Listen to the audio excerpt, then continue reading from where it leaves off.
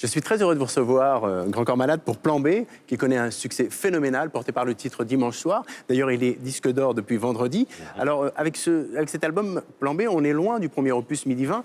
Là, j'ai l'impression que d'album en album, vous élargissez votre champ, votre univers musical, puisqu'on y trouve quand même, il y a du slam, bien sûr. Il y a aussi de la musique orientale, de la bossa nova, des morceaux piano-voix. Vous vous sentiez à l'étroit dans le slam ?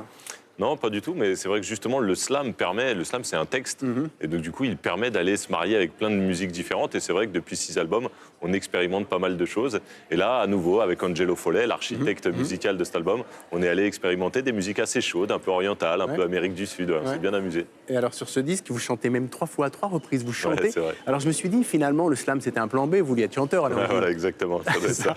Bon, évidemment, vous avez compris que je fais allusion à la déclaration de Christine Angot, où elle disait qu'être artiste est toujours le résultat d'un échec. Alors déjà, pour vous, c'est un échec quand même qui se va bien réussi.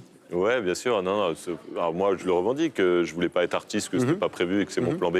Après, voilà, Christine Angot a voulu généraliser ça à tous les artistes. Elle s'est fait un peu reprendre de volée par pas mal d'artistes. Ouais. Alors justement, je me demandais, certains champions handisport olympiques qu'on a reçus sur ce plateau parlent à propos de leur accident, d'un cadeau de la vie. Et je me suis demandé, est-ce que vous le diriez de votre accident ?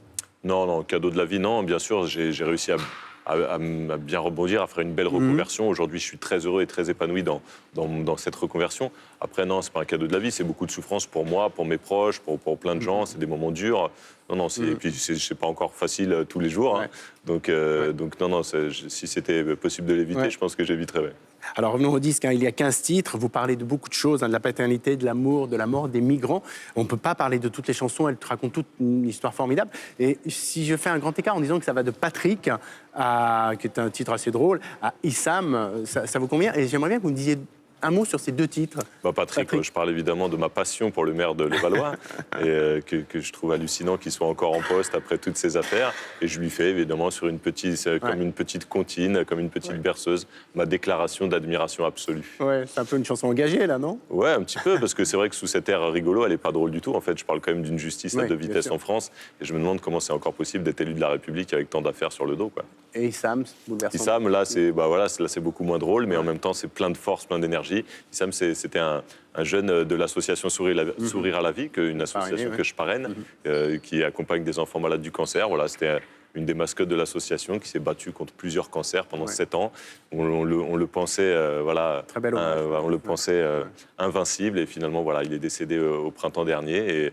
Et voilà, je lui ai fait un hommage sur ce texte pour lui et pour sa famille. Très beau titre. Et alors, et bien sûr, au milieu de tout ça, il y a Dimanche soir, qui est une magnifique déclaration à votre femme. Je voudrais qu'on l'écoute, parce que moi, je m'en lasse pas de ce morceau. Avec plaisir. On en parle après.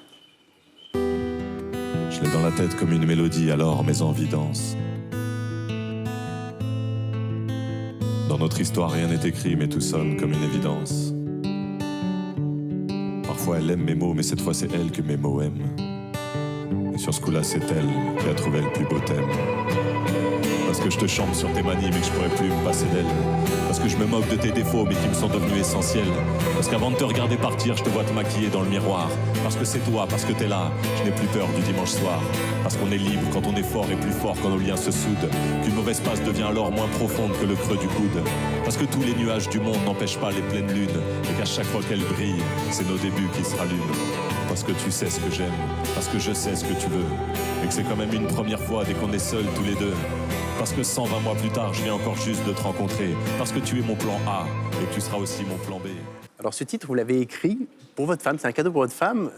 Ça devait rester entre vous. Comment elle a réagi quand elle a su qu'il serait sur l'album ? En fait, on parlait de chansons d'amour d'une manière générale un jour en voiture, et je crois qu'on s'est tendu un peu des perches mutuelles en se disant tiens, et si cette chanson, on pouvait un peu l'adapter pour que finalement elle finisse sur l'album.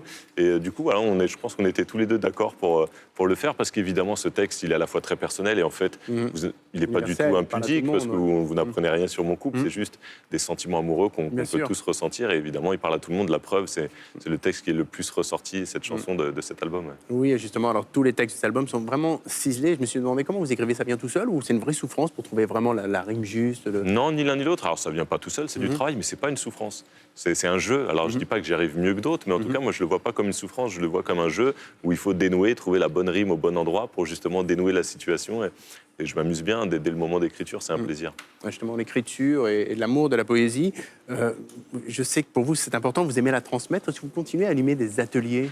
Ouais, alors Ouais. ça dépend des périodes. Il y a des périodes plus fastes où je peux en animer un peu plus. En ce moment, c'est un peu plus compliqué. Ça doit se bousculer quand vous animez vos ateliers, non? Ah, ça, par contre, ouais, j'ai beaucoup de sollicitations Ouais. dans les écoles, etc.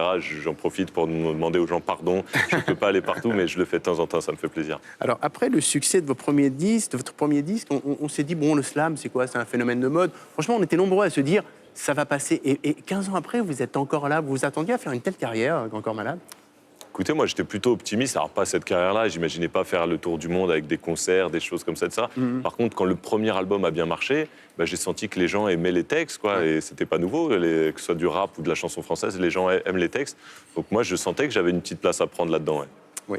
Merci beaucoup, Grand Avec Corps plaisir. Malade. Merci à vous. Alors, Plan B vient de sortir chez Anouche Productions et il y a une tournée actuellement dans toute la France. Et je crois qu'elle se terminera à la salle Playel. Ouais, non, on va même rejoindre. Alors là, il y a des dates dans le sud, à Marseille, notamment au mois de mai. On retourne à Paris à la salle Playel au mois de décembre. Mais même en 2019, on va retourner. Non. Quelle énergie, mais je sais que vous adorez ça. Merci beaucoup, Grand Corps Malade. Merci. De quoi c'est, Youssef?